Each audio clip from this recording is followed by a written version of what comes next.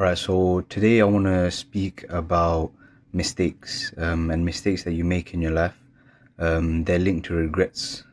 So the differentiation that I want to make is that regret is an emotion, and mistakes are things that you will actually do, and you're actually going to make mistakes, and then they will lead you to maybe have regret or and maybe not.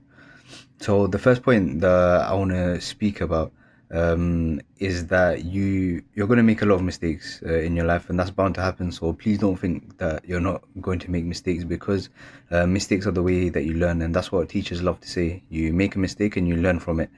Now, regret is the emotion that is attached to that mistake. It could be something that you done when you were a child, or it could be something that you done recently. You regret doing that and making that mistake.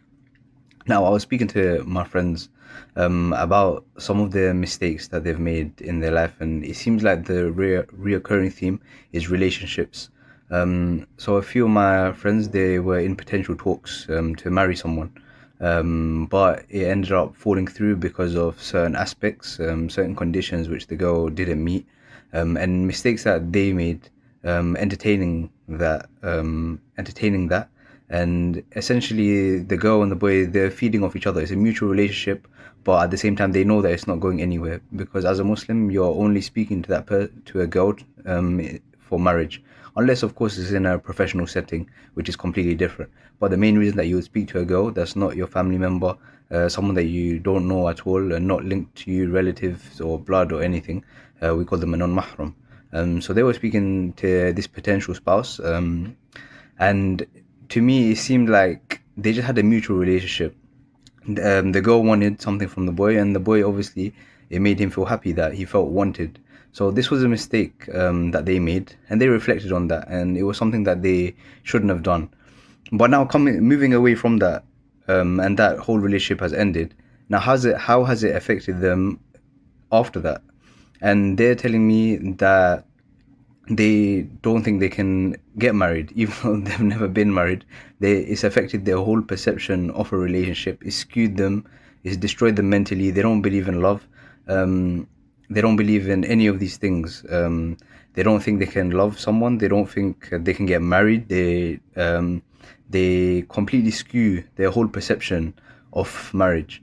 And my advice to him was that you need to first of all you need to get over this person. But if this person is telling me no, I still have this girl in my head, it's been months and months and I can't get over her, the first thing is you're going to have to move on. Now, how do you move on? You have to stay busy. That's a very simple one, and I don't really want to give easy answers, but that is the first easy one. Just stay busy. And sometimes, because this girl is still in your head, just know that it's probably going the same way, or it's probably going the complete opposite. She probably don't give a toss about you, which is why the relationship ended. Um, but the main thing that I want to say is that why do you actually need to get over this person? Why do you feel the need to move on? Why do you feel like you need to bury that hatchet? Because in my opinion, that hatchet has already been buried. That chapter in your life has already been closed. That whole relationship is gone. You're not speaking to the person. So why are they still lingering in your mind? Yes, you can do things to stay busy and stay away, but the truth is they will come back in your mind. Why? Because the memories that you had with that person was good and you had a good time. And I don't think there's anything wrong in accepting that, which is what I was explaining to him. I don't think there's something wrong with accepting that, yes, you really like that girl and it didn't work out and now you're upset. But through accepting those feelings is the way that you're going to move on. You have to accept them as a memory, because if they become more than a memory and you try to speak to them and you keep that door open, then it's leading to your own destruction.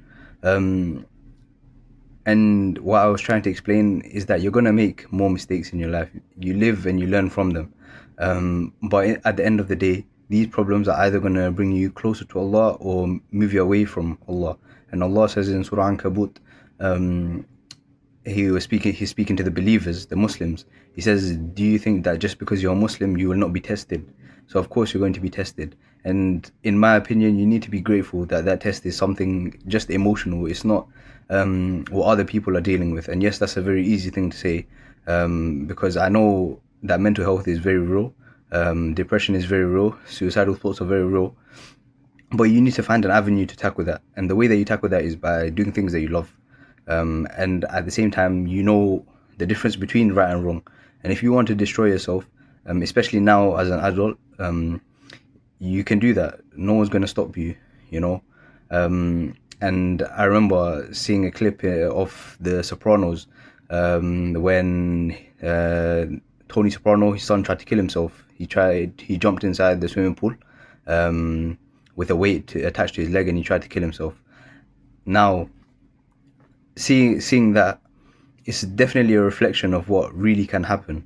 These are the suicidal thoughts that make you go insane, and you need to fight against these things. Yes, The Sopranos is a fictional show, but you can't tell me that someone committing suicide isn't real. So it's about how do you tackle these thoughts, because you have to move away from this, or it's going to end up destroying you. It's going to eat you up alive, and regrets can destroy you. So how do you move away from that? You have to, first of all, you need to stay busy. Second of all, you need to do things that you love. But yeah, the main point is that you don't need to get over this person in terms of a relationship. Why do you need to get over them? Their memory. You need to accept it, and you need to move on. I have so many friends from back in the day, which I love the time that I spent with them. And now they don't message me, they don't speak to me at all. And there's nothing wrong with that, because for me, the way I see it is that I've done my part. I've reached out to them, but obviously it never availed to anything. There was no meetups or anything, no link-ups for catch-ups or anything. So I've put the effort in. I've given my 2 cents. Now, if you don't want to reply, I think that just shows their motivations, and that they obviously got different priorities. Especially with relationships, because a lot of the times what people don't see, that it turns into a one-sided relationship. It turns into a one-sided relationship very quickly, and this doesn't have to be with a girl. This can be with your friends as well. So what I'm trying to say is, do your best, but don't let it destroy your emotions. Because for me, when I was younger, I used to care a lot about my friends, and I still do. But I had too many friends, and I tried to keep up with all of them, but they weren't giving me the same energy back, which it took me about 4 years to realize that. So I ended up cutting my friend circle from about 2/3 down. So it went from about 10 to 3. And those are the people that still put in effort, because a relationship goes both ways, and that's something that people lose and they don't see it until a third party comes in, maybe a new friend or a new girl, etc. And then they teach you things that you didn't realize. And as a third party, it's very easy to see other people's relationships, and you fail to reflect on yourself. So what I'm trying to say is, try to reflect on yourself from a logical third party perspective, as a using rationalistic ideals, and you'll see that you're probably getting violated. So hopefully this makes you reflect on your friendship groups or any relationships that you're in. And maybe just look at it from a third party perspective. Look at yourself from a third party perspective. How do you treat people? What is your manners? Do you put in the effort to receive the effort back? Are people putting in effort to you? Are they asking you to come and link up and do things? They want to catch up, and you're saying, no, I'll reschedule, but then you never end up rescheduling. So yeah, I think I just made this video to vent out a bit, because I don't like seeing my friends like in an emotional state like that, when I want to try to do my best to help them. And I hope this advice might help someone else. And the main thing is, I hope that I never have to use it. I hope that you never have to use it. But yeah, I hope you learned something. Thank you for watching.